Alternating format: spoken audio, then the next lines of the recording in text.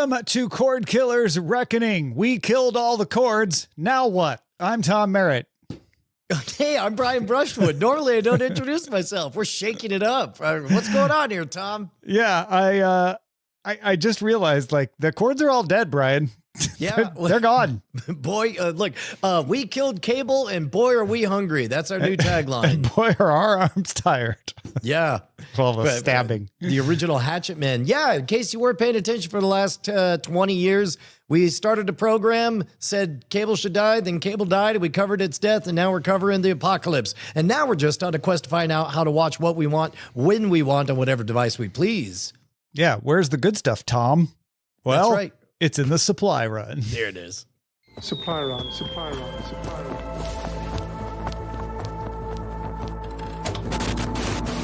Where's the beef? Not the beef, the good stuff. The amazing Sharon Harding over at Ars Technica has a nice overview of the fact that when you buy, and I use air quotes if you can't see me, when you buy a movie from a digital store, what you're buying is a license, not the movie itself. Technically, that's actually true of physical media as well. It's just harder to enforce revoking that license when you hold the disc in your hot little hand. Lisa Reingold has filed paperwork for a class action lawsuit against Amazon, alleging false and misleading advertising. The complaint cites Prime Video's terms of use and reads, "On its website, defendant tells customers the option to buy or purchase digital copies of these audiovisual works. But when consumers buy digital versions of audiovisual works through Amazon's website, they do not obtain the full bundle of sticks." It does say bundle of sticks in the actual filing. Yeah. "They do not obtain the full bundle of sticks of rights we traditionally think of as owning property. Instead, they receive non-exclusive, non-transferable, non-sub-licensable, limited license to access the digital audiovisual work, which is maintained at the defendant's sole discretion." This is similar to a complaint that was brought by someone named Amanda Caudle in 2020. Caudle's complaint argued that Amazon secretly reserved the right to terminate consumers' access, and Caudle's case was dismissed, the judge ruling that the plaintiff lacked standing. So it wasn't on the merits of whether that was true or not. It was like, this is not your case to bring.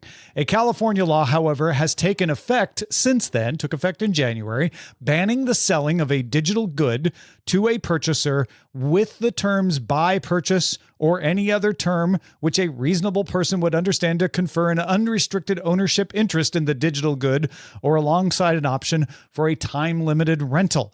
So this gives standing. Amazon can use the word buy only if it makes it clear that what you're buying is a license. And Reingold's complaint acknowledges that, yeah, Prime Video shows the relevant fine print below its buy button, but says the notice is far below the buy movie button, buried at the very bottom of the page, and is not visible until the very last stage of the transaction after a user has already clicked the buy button itself. Brian, it's no surprise to either of us and probably most of the people watching that when you buy something, you don't really own it. Do you think that this is a legal case?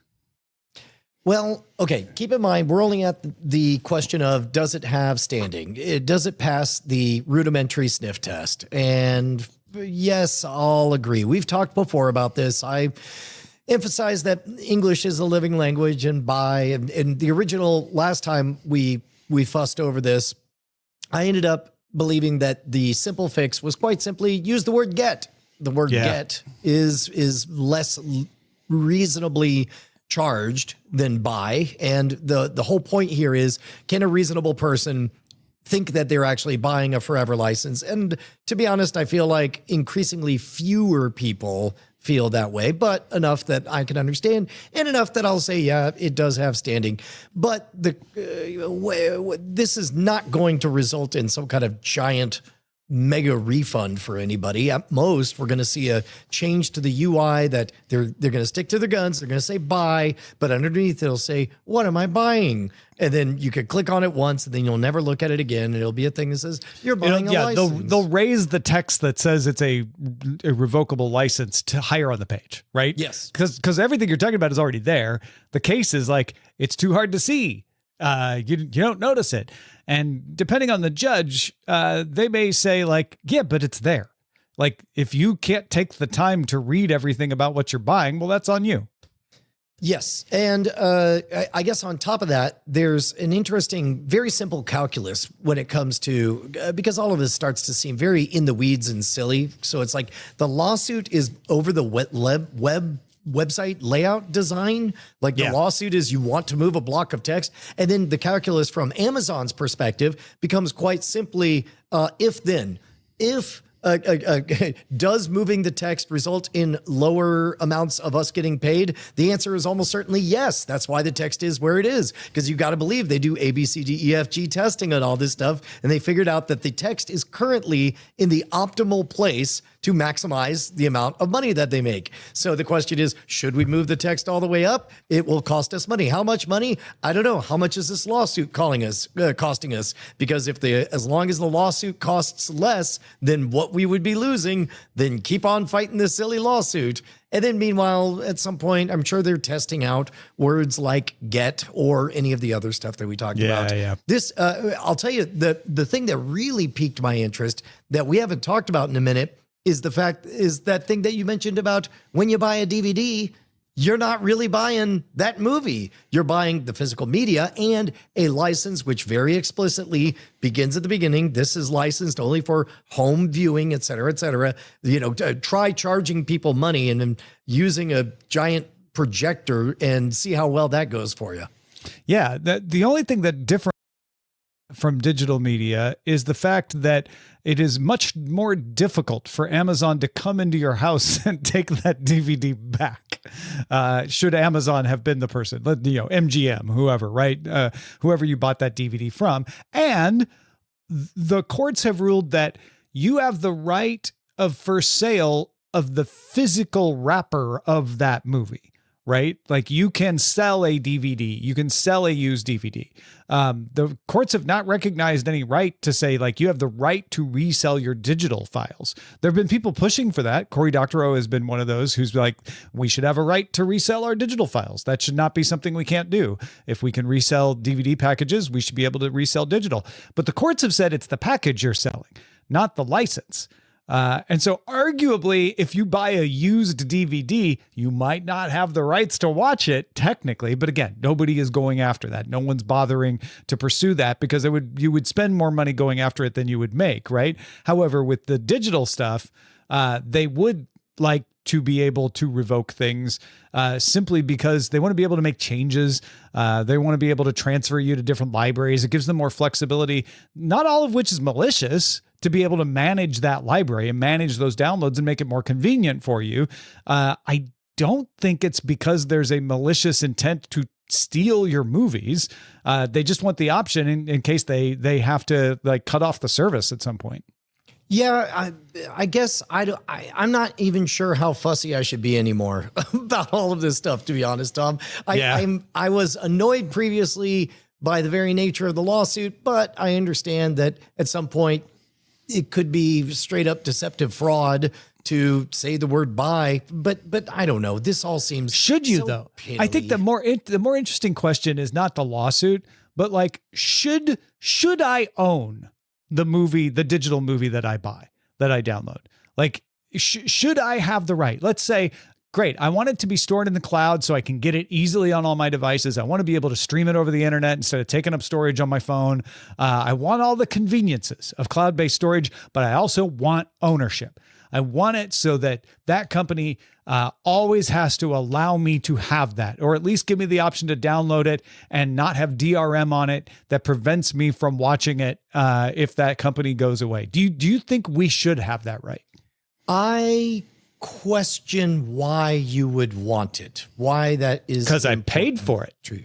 Well, I mean, you paid for whatever it is you paid for, technically, but like I just mean that concept of ownership at all when it comes to a digital good. And this goes, we can expand this to video games or whatever, right? On the one hand, you have a reasonable expectation when you buy a video game that when patches come out, you get the patches for free. But it seems like that's a case where, so you're entitled to something that isn't the game after your purchase of the game. So if you're flexible on what it is you're buying in favor of you, could you be flexible about what you're buying not in favor of the distributor? Because that seems like a slider bar that goes either way. I don't know if I'm phrasing this correctly. Yeah. In theory, if you're buying a digital good, then you're only buying it how you bought it when you bought it, right? And I don't know. This is the problem with stumbling across a new line of inquiry in the middle of a podcast is you court all of those angry emails at cordkillers@gmail.com. Go ahead and write me if what I'm saying either makes any sense or not. And keep in mind, just asking questions. Just asking questions. That's the universal defense. But I like what John Alexander in the chat says. You know, what are you entitled to the exact version of the movie that you got? Ask George Lucas. Right. Yeah, I have a DVD of Star Wars that has the original version of Star Wars. No episode 4, Han clearly shooting first, and all of that. And George Lucas has not yet broken into my house to take it back. But, you know, theoretically, and this has happened not with Star Wars, but with other versions of movies, they can go in and update the file so that you have a version that is slightly different than it was at the time you bought it. Yeah. How do you feel about that? Cordkillers@gmail.com. What is with you avoiding the opinions today? Well, mainly because I don't have a strong hot take. I mean, there are things I'm curious about, but people get really worked up about this stuff, though. Well, they're like, that is also the principle of it. Also, you're like, Brian, why so sensitive? You're like, I don't know, probably because I burned my hand by having an opinion last time we talked about this. I still feel like I'm right. I still feel like it's a silly lawsuit. I think you're right about that. I think the lawsuit is kind of silly. Like it's not silly in the sense of it shouldn't be in court. It's a perfectly reasonable lawsuit that can be worked out in court. But also I'm like, what are you going to get out of this? I live in California, so I might get a postcard that says I'm entitled to $11.38 as someone who's consumed a movie. And this is a California law, but it's not going to do anything for anybody else other than maybe get Amazon to move that text higher up the page, which, as Brian said earlier, nobody's really going to notice. I have an idea. I hesitate to call it a solution, but I have an idea. Maybe it's a startup idea. You sell digital copies with all the same clauses on the revocable and this is a license and you can't pre-display them and all of that sort of thing. But you get the right to request your digital file be sent to you on a USB drive. It will then be removed from your cloud library, and then you have it. And it will not have DRM on it. It will be your file, and you will have a physical container for it, because people like to own things. What do you think of that? I think that, number one, I think publishers have a reasonable expectation.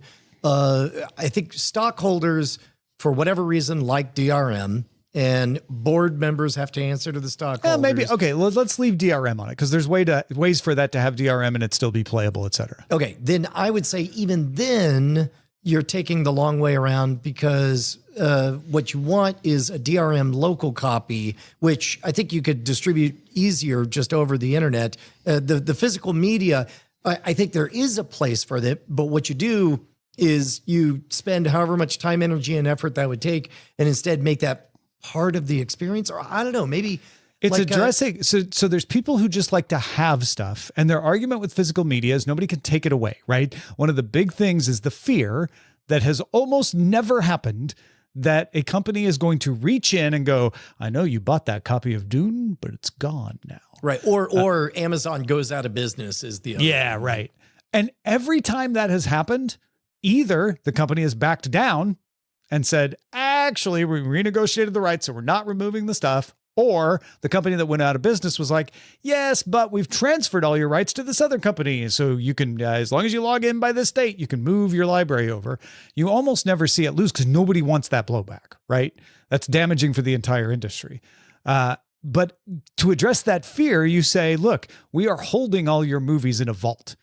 And at any time, you can remove them from your cloud library and have them yourself. Most people won't do it, but I wonder how many people would sign up knowing they have the option to do it. Yeah, I don't know how many people. Okay, so let's take the Venn diagram of all people who buy movies, and I'm going to go ahead and cut out 95% of them if we're talking about people who care about this issue. And then out of that, we'd have to slice off another 95% to where this is going to be the wedge moment that opens up them deciding to buy when otherwise they wouldn't have done that, is kind of where I'm at. I stole this idea from a 2001 era Topps trading card service called eTopps. Oh, brilliant. Brilliant. There was a hot minute that in theory they were going to do the same thing with Magic the Gathering, where you could have either a physical card or a virtual card and swap them out. The idea with eTopps during the height of the .com boom was you could buy futures in baseball players by buying their cards when they IPO'd and then trade them with people without ever having to have them. So I could buy the Albert Pujols rookie card when it was IPO'd at $1, right? And then, the value would go up because some people wanted to have it. And then you could sell it for $1.50, et cetera, et cetera. And the premise was, we have a copy of your card. If you want us to send it to you at any time, we'll send it to you. But then you can't trade it on our system anymore. As long as you leave it in our hands, then you can digitally trade it and sell it and buy it, et cetera, et cetera. Topps actually is just this year closing that system, sent me an email and said, hey, remember when we said we had copies? You can either choose to get store credit at topps.com for all the cards, or we could send you the cards. Whoa. And I said, send me those cards. Yeah. And so they're shipping the cards to me now. And that's what gave me the idea of like, most of those people won't even get this email. Most of those people forgot this even existed, don't care anymore. So they don't have to have that many cards. It was the idea of it that worked. But I was surprised. I was like, oh, wow, they actually made the cards. That's interesting. That's amazing. It tickles another memory of mine. I want to say maybe 2002, maybe 1999. There was a hot minute that I had back when you would have just gigantic sleeves of CDs, like those Case Logic things, 100 in there. I think I had 3 of those. And I'd been personally ripping all of them into MP3s or collecting MP3s, whatever. Like I was mostly digital at that point. But then there was a giant fire at Bonnie's art studio and they were melted down to just giant blocks. And so homeowners insurance, in my experience, has never been worth anything at all, except for in this one time when I had done the unheard of thing of having MP3s for everything, but took photos of the melted slag of all these CDs. I think I got like $2,000 out of that. Wow. It was replacement money. Like you can now replace those CDs because I think it was $10 per CD. Yeah. Those MP3s are unlicensed now because you no longer have the physical media to prove that you I'll own make them. sure to not enjoy them. That's good. That's good. That money didn't go very far. That was a long time ago. Brian has spent that $2,000 in homeowners insurance compensation since 2003, and now he has no more. That's true. And lo, now we make our humble ask to you so that I may one day rebuy all $2,000 He's on a worth quest. of CDs. Yes. You could help both Brian and I rebuy all of our old CDs by supporting us at patreon.com/Cordkillers. That's right. Patreon.com/Cordkillers is where you keep us loud, live, and independent. That's where we continue to bring the news from the post-apocalyptic vision of the future past that is the Cordkillers Reckoning. You get early access to the full experience, exclusive access to the After Talk segment, and most importantly, our undying gratitude. Yeah, and we will keep a physical copy of ourselves in our houses in the cloud, so you can burn us down and then pay our widows $2,000, and meanwhile they can enjoy unlicensed copies of us. That's right. No, I was looking at G. James B. It was like, wait, backups become invalid when the originals are destroyed? Yeah, you're right. You can't prove your rights to them. anymore. But you can always prove your right to be a patron. That's what we're trying to say. So go sign up right now. Support this show. Patreon.com/Cordkillers. Let's move on to the search party. As the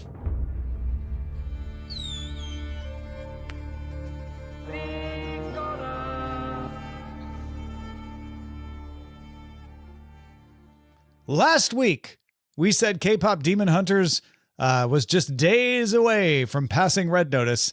And I think it was the next day after we said that it passed Red Notice to become Netflix's most streamed movie ever. BBC says over the summer, the film gained momentum through word of mouth, boosted by viral videos and memes. It's memes, Brian. Memes did it. Yeah, this is, it passed the threshold from being super cool to being played out. It's too, what is it? Nobody goes there. It's too popular. That's the official take. Yeah. It's too, nobody goes there. It's too crowded. Kpop Demon Hunters, now Netflix's most streamed movie ever. Just one of the many arc stories you can follow by being a Cordkillers viewer every week. No surprise, of course, there's more talk of a sequel now because Netflix is like, oh, people seem to like this. We should probably make more of them. Yeah. And I guess, I don't know. It's so fascinating whenever a piece of art transforms simply by becoming universally beloved. And anybody who invested early in a indie band or whatever has had the experience of the mixed, confused sensations that you get when they become super, super popular. And I'd imagine that's what's happening to a lot of folks with this property.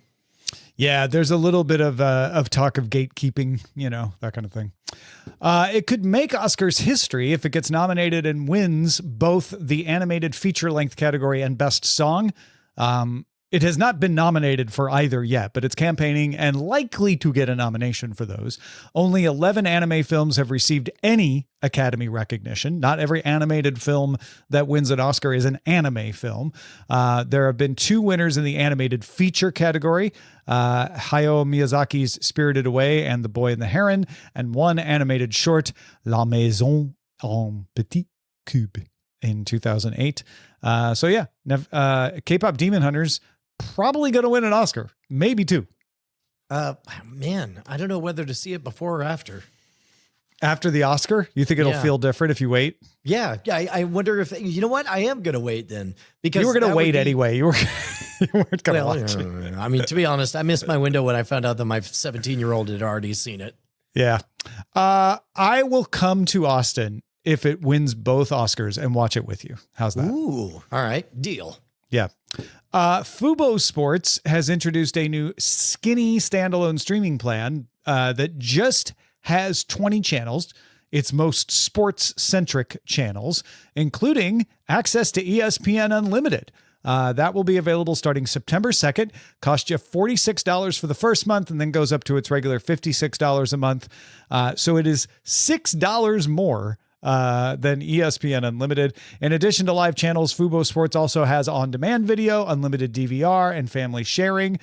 This apparently is not because Fubo and Disney are teaming up on a joint venture now. It was in the works before that, and Disney probably made it easier to get those ESPN rights, of course, but this was something Fubo has been planning for a long time.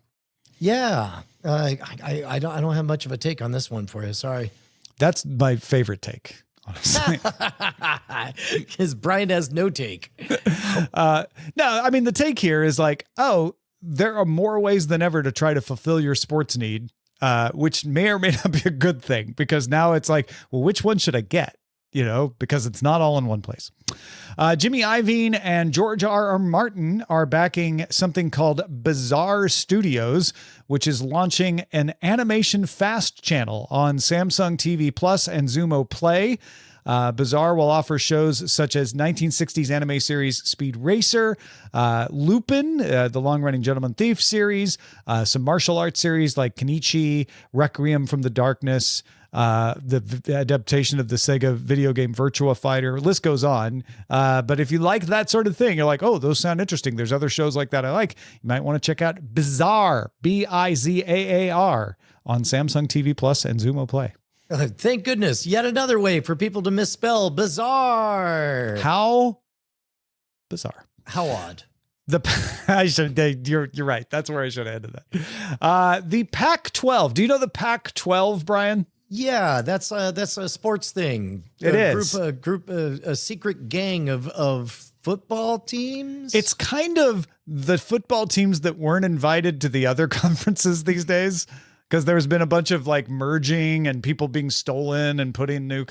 Pac-12 is sort of like, well, anybody left wanted to form a conference? Let's do it. So it has extended its broadcast partnership with the CW through the 2030-2031 football season. So wait, that's only 5 years away, but it seems like it should be so much farther. Anyway, CW will televise 13 regular season football games a year. I mean, I guess we're convinced that CW will be around in 5 years. CW apparently is convinced. I'm sure the Pac-12 is like, well, if you're not, then we get the rights back. We can just give them to somebody else. Yeah. And Apple TV Plus sitcom Trying is coming to the BBC. The show will start airing on the public broadcasters platforms in September. Trying is produced by the commercial arm of the BBC. So this is a BBC production being made for Apple. Apple greenlit a 5th season earlier this year, but it marks the first time that the BBC has picked up an Apple TV Plus series, even though other British broadcasters like ITV have done it with shows like Suspicion, which was on ITV's streaming service earlier this year. I'll tell you what, man, just more evidence that Apple TV has really crossed the threshold. I think Apple TV may be one of top 3 in prestige, maybe top 2. Yeah, it's not TV, it's Apple TV. I mean, I hold on. If you're going to rank the streaming producers with originals in order of prestige, what would you order them? Do we give a deduction for concentration? Yes. Well, I mean, we factor that in, right? Yeah. Because if your brand is too diffuse, this is why HBO Max doesn't. I was going to say, if you do that, I'm giving it to Apple TV because they have more hits per capita, more prestige per capita, because they don't make anything else but attempts at prestige. There's little chaff in the Apple TV category, and they do well most of the time. Not everything that makes a hit, but most of it is. HBO is probably better, but once you say HBO Max, and I'm now lumping it in with TNT and Discovery series and stuff, I'm like, yeah, but that is a small percentage of what you get on HBO Max. So prestige-wise, we're just talking prestige-wise, I think I might rank Apple first. Yeah, they definitely have a reputation in my mind for more discriminating tastes, surpassing even the high quality that we've seen from Netflix. I agree. The other one would be Hulu. That we haven't mentioned. They, especially with the FX on Hulu stuff, they've got a lot of good prestige stuff, but again, it's watered down. Well, but also, I don't know, Disney Plus, I might put above Hulu. As far as because of the Star Wars originals and stuff. Yeah. And it's also now you're starting to split hairs of but the Hulu on FX stuff is often on Disney Plus. But that's all Logic Brain. Logic Brain doesn't get to weigh in. Yeah. Screw you, Logic Brain. Go home. You're drunk. Well, you're not, but I'll make you drunk real fast. Let's work on that. Yeah, exactly. All right, let's move on to the buried treasure. Most people want to know why they suddenly got rich. Buried treasure. Buried treasure is, of course, the portion of the show where we talk about something we've been watching lately, and maybe you'll want to add it to your to-watch list. Brian, what you got? Man, I was out all week at Dragon Con. I went out, we did the show last Tuesday. Then Wednesday I packed up, and then Thursday through yesterday I was in Atlanta. Boy, is it great to be out in Dragon Con again. Yeah. You know what's also great is retreating from all that chaos to watch Death Note with my 17-year-old daughter. I ain't never seen Death Note. Have you seen this? No, what's Death Note? Tell me all about it. Death Note is an anime from the aughts that is quite good. To be honest, I didn't even know it was an old anime, but it was, I don't know, maybe 10 years after Cowboy Bebop. And it's a very simple conceit. A dude's just standing on the street. Suddenly, a notebook falls down from heavens, and and it says, "Hey, this is a Death Note book. Whatever you, here's a bunch of rules. Write a name, and then that person's gonna die." And so, he looks up, and there's somebody being attacked and on TV by somebody, and it's like, so-and-so is currently attacking and about to murder someone. So he writes down this very unambiguous, morally clear name that would be okay to put on there. Guy has a heart attack, dies right there. And he's like, what? It works. And then from there on out, it becomes this successive set of rules that get unpacked. And then interesting mechanics like, well, what if you write the cause of death first, but not the name? And then do you have to be the one to also write the name? And it just keeps getting more absurd in this awesome chess match. It's fun. And Josie made me watch the first episode because she wanted me to recognize more of the costumes while we were at Dragon Con. Oh, and nice. Now we're about That's great. halfway through it. It's great. It's great. She's like, you're going to see these, and I don't want you to be confused. So, Yeah, and as a matter of fact, the very next panel, somebody held it up. They're like, I don't even know what this is. I'm like, I do. that's Death Note. Yeah, That's such a good feeling, especially when you've just been introduced to something and you can be like, it's on Netflix. Ah, nice. Fantastic. Two of the most popular genres of television that you hear us talk about on Cordkillers, we've covered this story on and off, are anime and Korean dramas. Brian has mentioned an anime, so I shall mention a Korean drama. Bon Appetit, Your Majesty, just launched on Netflix. There's 4 episodes out because it's airing 2 a week in Korea. Bon Appetit, Your Majesty tells the story of a chef who wins a French cooking show competition. Like, it starts with a faux French cooking show. She does this like crazy thing and wins. And now she's going to be able to cook at a 3-star Michelin restaurant because that's part of the prize of winning the competition. And halfway through her plane ride back to Korea, there's a freak storm and she gets sent back in time 800 years and ends up through all kinds of happenstances, becoming a cook for the tyrannical emperor of the Joseon era Korean kingdom. And it's one of those stories where she's like, wait, did I just invent this traditional Korean dish because I made it for the emperor? Sort of thing. Okay, Tom.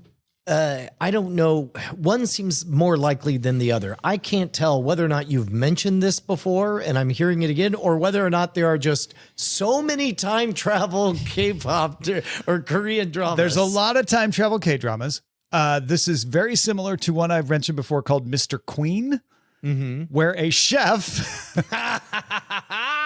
doesn't win a competition. So it's very different. But a chef falls from a building, and when he wakes up, he's in the body of a concubine who's about to be married to the emperor. It's super different. It's entirely different. Actually, it's funny. This one, the Death Notebook was spiral bound. In the other one, it had glue bound. What's funny is I thought that too. I was like, okay, so this is going to be a different version of Mr. Queen. But this one is more about food. This is definitely playing on everybody's fascination with food cooking shows. So there is that difference. But yes, the bones and the superstructure are very similar. And it's well done. And fun to watch. So if it sounds fun to you, Bon Appetit, Your Majesty, also on Netflix. If you got something we should be on the lookout for, let us know. Email us cordkillers@gmail.com. All right, Brian, what weird things have you got going on? Oh my gosh, man, it's coming up. Now that I'm back from Dragon Con, I have to be getting ready for the Do Your Weird Thing class, which I'm so sorry that you won't be here. You had to go off and have an anniversary. Yeah, I know. It's not. It's just like the 22nd one we've had. We've had so many before, but we seem to want to keep celebrating them. So. Yeah, well, fair enough. But the rest of you guys do not have that excuse. So the rest of you guys need to go to scamstuff.com. That's gear for the modern rogue. You'll see right there at the front. You'll see me holding a goat next to Matt Donnelly. What you're signing up for is 2.5 days. You know, my favorite thing at this Dragon Con was the panel on how to make better social media. Turns out I knew a thing or two about it. I ended up doing an hour nonstop of everything from how to format, how to title, how to thumbnail, how to draw in a crowd, how to keep a passionate fan base, how to monetize them effectively, all that stuff. And now all I want to do is share all of my secrets with you guys in an intensive 2-day workshop. It's so much, it's a blast, man. You're going to eat fire. You're going to learn how to tell stories. We have a competitive competition. This is all stuff that for corporate clients, I charge a whole ton of money, but for you guys, it's just a few $100. Head on over to scamstuff.com, click on Brian with the Goat. Yeah, click on Brian with the Goat, because It's your chance to meet Rob Dunwood from Daily Tech News Show. Because guess what? Guess what, corporate clients? You can get around Brian's corporate charging. That's what I did. Okay. I'm like, I'm just going to send Rob to this because it was so much fun and I learned so much. Rob's going to learn so much too. So I sneaked in and I was like, let's have Rob go. Yeah, dude, it's quite good. It's quite good. I'm very, very proud of it. Thank you very much to everybody who's coming, and I'll see you guys 19th, 20th, and 21st. Do it. All right, let's scan the horizon. Send a scanning to abort. Scanning the horizon! Dolby announced Dolby Vision 2, the visioning. It's just called Dolby Vision 2. The conference IFA in Berlin is going on. So they thought they would give us all the details. Dolby Vision implementation of HDR. HDR is the method where you actually get some use out of a 4K picture by optimizing color tone and brightness in a way that doesn't, you could do on 1080, but it doesn't show up very well. You got enough pixels with 4K to make it work really well.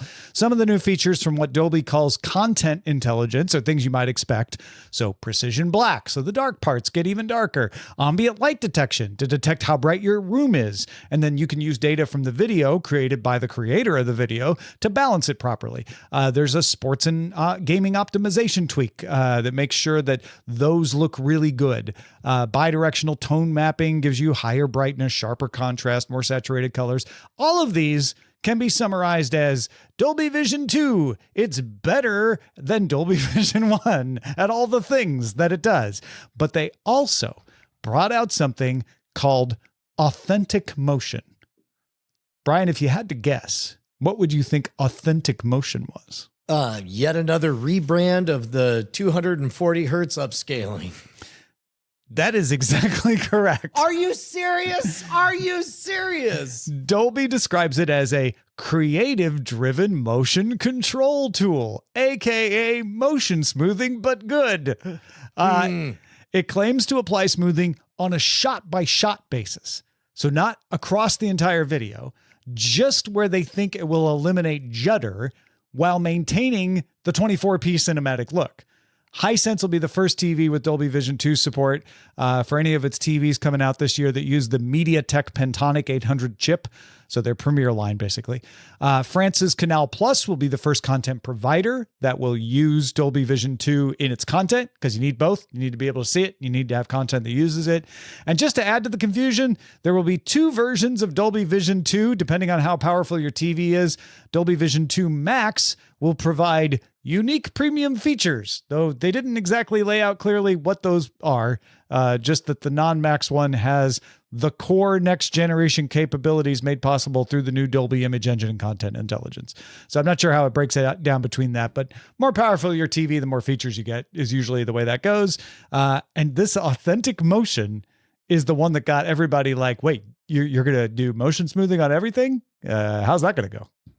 Yeah, I mean, that's a whole debate that we get. Well, at the very least, even if this kind of raises some red flags, because I'd imagine if you're a filmmaker, that means somebody who is not the director long after the fact is going to decide which parts get goosed up. Some tech is going to decide this scene needs to be motion smooth, this one doesn't. And I don't know what their infatuation with this is. Well, it's so odd. That is exactly what their pitch is. This will only be used by creators. So when you create a movie, you can decide to use authentic motion on particular scenes where you think it might help. And then it won't be used on the rest of the movie. Just in particular shots where you're like, well, this is an action scene similar to sports that would have its look improved and no one will notice. It'll just be smooth. And then we'll go back to 24p after. Yeah, that seems like a very wishful. I don't know. I don't know who loves this. I wonder who is it that loves this thing that everyone hates. I guess Peter Jackson. I don't know how this happens. Like, it may be somebody like, motion smoothing is really good for sports and gaming, which it actually is. It's very helpful there. And like, wouldn't it be cool? Because there are sometimes these scenes in movies that could benefit, but we don't want to put it on the whole movie. Wouldn't it be cool if you could put it on just those scenes? Like, I don't know, maybe it's legit. Yeah, maybe. Maybe. Also, I just noticed that that we weren't live on the Twitch channel. I just noticed that too. Yeah, I know. That's me, by the way. I would take full responsibility for not being live on Twitch. I totally effed it up when I created the stream. My apologies. We'll be back on Twitch next week. Don't worry. Yeah. Fox announced that it has reached a deal with YouTube TV for a renewal of the full portfolio of Fox networks. So if you're on YouTube TV, you're not going to lose Fox News, Fox Business, Fox Weather, Fox Sports, FS1, FS2, Deportes, Big Ten Network, your local Fox station, none of it. They avoided the disaster of losing Fox right before the NFL season started. Yeah, I did. Was that on the precipice of anything, or is that just business as usual? Nothing. It feels like business as usual. I know there was probably negotiations over carrying Fox One, and I'm still waiting for that shoe to drop for YouTube to start promoting the heck out of Fox One as an add-on for your YouTube Premium and YouTube TV subscription. Like, I'm guessing that was part of this, but we'll see. Yeah. Comcast, NBC Universal, and Amazon have reached a set of comprehensive distribution agreements of their own, spanning Prime Video, Peacock, Fire TV, and Xfinity X1, the box that Comcast sells. Peacock's top subscription tier, the ad-free version, Premium Plus, will be added to Prime Video. You could add Peacock with ads before, but you couldn't add the ad-free version. So you'll be able to subscribe for $16.99 a month or $170 a year. And thanks to a renewed deal that was part of a broader partnership, Peacock is also going to remain available on Amazon Fire as a direct-to-consumer offering. That's probably something you wouldn't really notice, but if you have a Fire TV, you could more easily subscribe to Peacock. That's all. Yeah, that makes sense. Sling's deal to sell you a day or week pass to its service with ESPN? I'm a fan of it, yeah. Yeah. Disney's not. Oh, no. Apparently, they didn't run this by Disney. I remember when we talked about this, I'm like, I'm kind of surprised Disney approved of this, but, they didn't do the Fox orange or blue plan. They did the Disney orange plan. Well, guess what? Disney is alleging that the pay TV service included its networks without permission in the package, and so it's suing to make them stop. Yeah, that's too well. I mean, I guess it's probably one of those things where it's like they have to do the knee jerk thing. I mean, kind of crazy if Sling did this without checking. They're like, we know Fox will sue us. Do you think Disney won't? Do you think that's an indication of like just nobody's eyes on the prize, or of just Sling being in a chaotic place, or of them actually stirring the pot?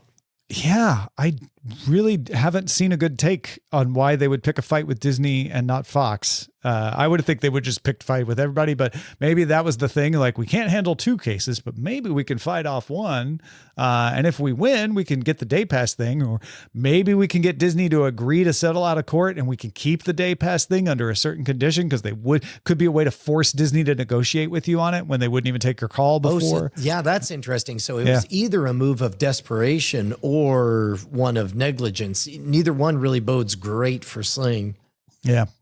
At the Venice Film Festival, Guillermo del Toro was asked if his movie Frankenstein is a metaphor for AI. No one was trying to imply that Shelley Clark knew AI was coming when she wrote Frankenstein. They were saying, when you interpreted it, did you add things that are metaphorical to AI? And he said, it's not intended as a metaphor for that. We live in a time of terror and intimidation, certainly, and there's no more urgent task than to remain in a time where everything is pushing towards a bipolar understanding of our humanity.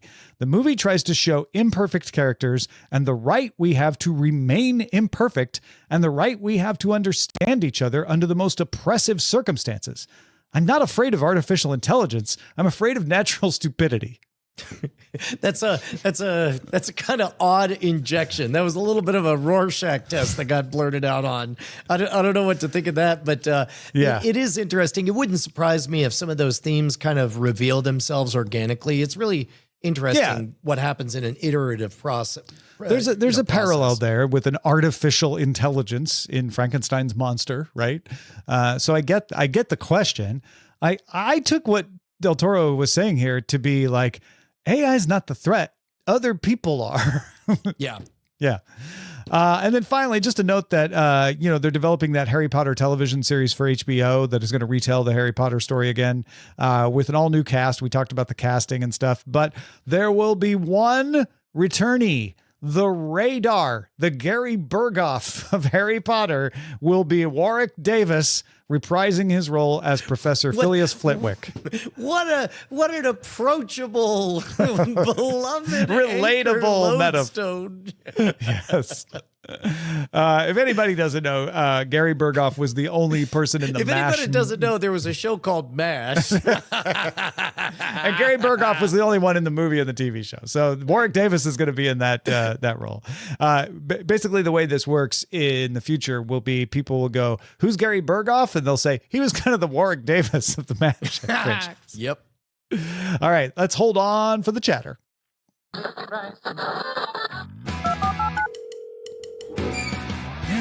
Got mail. Oh no, we have disappointed Bill, who is near Athens. I think it's Athens, Georgia, but it could be Greece. I enjoyed your conversation about Disney killing the Hulu app, but I was yelling in my car when you did not get to the biggest question about Disney doing this with Hulu. If Disney was going to kill the Hulu app, why did they buy out Fox's share of Hulu instead of letting Fox buy it from Disney? Because you get all of the Hulu library, you're just putting it in a different app. I mean, Bill says there isn't much original programming associated with the Hulu brand, but there's a lot. There's a lot of FX stuff. There's Handmaid's Tale. There's a lot of library stuff. There's probably more than Bill realized. He's saying they don't need Hulu as a place to put non-Disney princess material. But they didn't buy it just for the technology, although apparently they used a bunch of Hulu tech in the Disney Plus app. They redid the Disney Plus app with some Hulu technology behind it. So they did use the Hulu technology. You could sort of look at this as saying they took the best of Hulu, its content and its technology, put it in the Disney Plus app, and now they don't need two apps anymore. Yeah, I think just recently when I stumbled across the Predator animated thing, that was a Hulu original. Yeah. There's some good. There's a lot more Hulu Handmaid's stuff in Tale there than you is might a think. Hulu original. Yep. Mike in Mississippi says, "Howdy, gents. Since you're considering following up Bonanza with Yellowstone on the full experience, I thought I'd pass along a connection they share in addition to their basic premises. Michael Landon's daughter, Jen, played the supporting role of Teeter on Yellowstone." I wonder if that was a thought of connection at the time. Yeah, Just- probably. There was probably a little like person in the biz has a kid in the biz, and that's it. and honestly, it might have been as much Little House on the Prairie as Bonanza, even though it's yeah. Yellowstone, right? But it's both. So Sean writes, Tom, Brian, and Amos just finished Your Friends and Neighbors, TV show starring John Hamm on Apple Plus, and past the first episode where it lays it on thick of how horrible and unfair everyone is to John Hamm's character. It gets way better. Past that episode where they lay it on thick, it gets better. It's a dark comedy about a wealthy Westchester suburb and the downward spiral that happens to Andrew Cooper, played by John Hamm, as he discovers what he's capable of to cover up that he was fired from his hedge fund job they used to pay for everything. It has White Lotus vibes with a dry sense of humor and plenty of twists and a whodunit that gets a satisfying solution. For your next full experience, may I suggest... not that one. Apparently, he says, may I suggest a time traveling series like Netflix's Travelers, NBC's Timeless, Hulu's Future Man, or ITV's Time Wasters. I really thought he was like, I'm setting this up to be like, for full experience, you should watch Your Friends and Neighbors. He's like, no, Your Friends and Neighbors is pretty good, but for your next full experience, you need to do a time travel episode. Yeah, no, I actually like this idea. Although I wonder how Future Man holds up. I remember really enjoying Future Man when it came out. And of course, we have listeners who remember the time before they got TV. Jamie writes, I was 5 or so when our neighbors got their television. Every afternoon about 5 p.m., my brother and I would drop in to watch Ramar of the Jungle. We lived in a valley between two ranges of hills, so we couldn't watch the San Francisco stations. All we got was Channel 13, which broadcast from Mount Diablo. Soon, the neighbors on the other side got a TV with a giant magnifying glass to sit in front of the small screen. I've seen pictures of those. That's amazing. Thank you, Jamie, for sending that along. That's great, man. That had to be just electric, just seeing into a new world. Yeah. If anybody else has experiences or follow-ups on that, cordkillers@gmail.com. Our website is cordkillers.com. We are live often, when I don't screw it up, on twitch.tv/nightattack, but also on youtube.com/modernrogue, Tuesdays at 5:30 p.m. Eastern, 2:30 p.m. Pacific. I reckon we'll talk to you next time.